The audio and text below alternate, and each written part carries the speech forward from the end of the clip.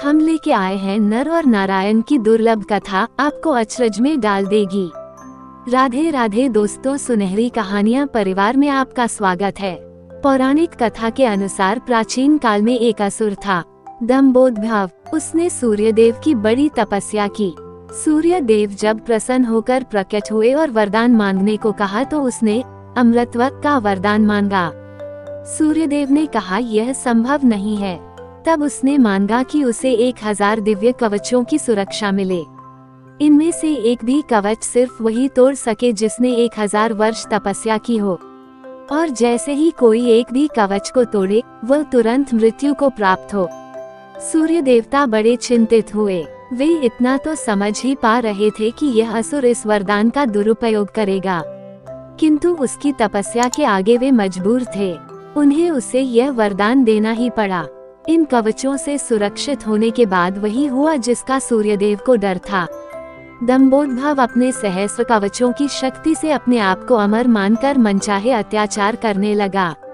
वह सहस्र कवच नाम से जाना जाने लगा। उधर सती जी के पिता दक्ष प्रजापति ने अपनी पुत्री मूर्ति का विवाह ब्रह्मा जी के मानस पुत्र धर्म से किया। मूर्ति ने सहस्र कवच के बारे में सुना हुआ था और उन्होंने श्री विष्णु से प्रार्थना की कि इसे खत्म करने के लिए वे आएं। विष्णु जी ने उसे आश्वासन दिया कि वे ऐसा करेंगे। समय क्रम में मूर्ति ने 2 जुड़वा पुत्रों को जन्म दिया जिनके नाम हुए नर और नारायण। दोनों 2 शरीरों में होते हुए भी एक थे, 2 शरीरों में एक आत्मा। विष्णु जी ने एक साथ 2 शरीरों में नर और नारायण के रूप में अवतरण किया था। दोनों भाई बड़े हुए। एक बार दंभोदभ इस वन पर चढ़ आया। तब उसने एक तेजस्वी मनुष्य को अपनी ओर आते देखा और भय का अनुभव किया। उस व्यक्ति ने कहा कि मैं नर हूँ और तुमसे युद्ध करने आया हूँ। भय होते भी दंभोदभ ने हंस कर कहा, तुम मेरे बारे में जानते ही क्या हो। मेरा कवच सिर्फ वही तोड़ सकता है जिसने 1000 वर्षों तक तप किया हो। नर ने हंसकर कहा कि मैं और मेरा भाई नारायण एक ही हैं। वह मेरे बदले तप कर रहे हैं और मैं उनके बदले युद्ध कर रहा हूँ। युद्ध शुरू हुआ और सहस्र कवच को आश्चर्य होता रहा कि सच ही में नारायण के तप से नर की शक्ति बढ़ती चली जा रही थी। जैसे ही 1000 वर्ष का समय पूर्ण हुआ, नर ने सहस्र कवच का एक कवच तोड़ दिया। लेकिन सूर्य के वरदान के अनुसार जैसे ही कवच टूटा, नर मृत होकर गिर पड़े। सहस्र कवच ने सोचा कि चलो एक कवच गया ही सही, किंतु ये तो मर गया। तभी उसने देखा कि नर उसकी ओर दौड़े आ रहा है और वह चकित हो गया। फिर नर ने आकर नारायण को पुनर्जीवित कर दिया और यह चक्र फिर चलता रहा।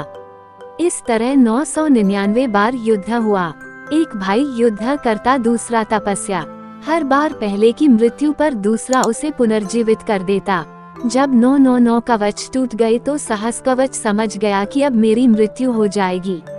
तब वह युद्ध त्याग कर सूर्यलोक भागकर सूर्यदेव के शरणागत हुआ।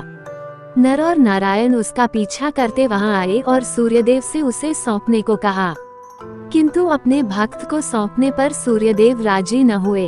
तब नारायण ने अपने कमंडल से जल लेकर सूर्यदेव को श्राप दिया कि आप इस असुर को उसके कर्मफल से बचाने का प्रयास कर रहे हैं, जिसके लिए आप भी इसके पापों के भागीदार हुए और आप भी इसके साथ जन्म लेंगे इसका कर्मफल भोगने के लिए। इसके साथ ही त्रेतायुग समाप्त हुआ और द्वापर का प्रारंभ हुआ।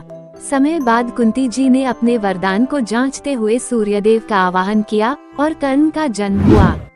लेकिन यह आमतौर पर ज्ञात नहीं है कि कर्ण सिर्फ सूर्यपुत्र ही नहीं है, बल्कि उसके भीतर सूर्य और दंभोदभ दोनों हैं।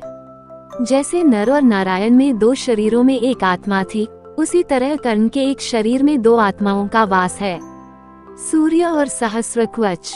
दूसरी ओर नर और नारायण इस बार अर्जुन और कृष्ण के रूप में आए।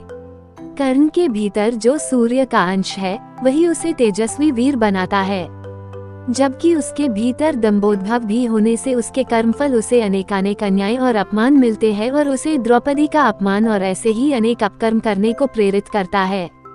यदि अर्जुन कर्ण का कवच तोड़ता तो तुरंत ही उसकी मृत्यु हो जाती। इसलिए इंद्र उससे उसका कवच पहले ही मांग ले गए थे। तो ये थी संपूर्ण कथा नर और नारायण की। फिर मिलते हैं एक नई कड़ी में।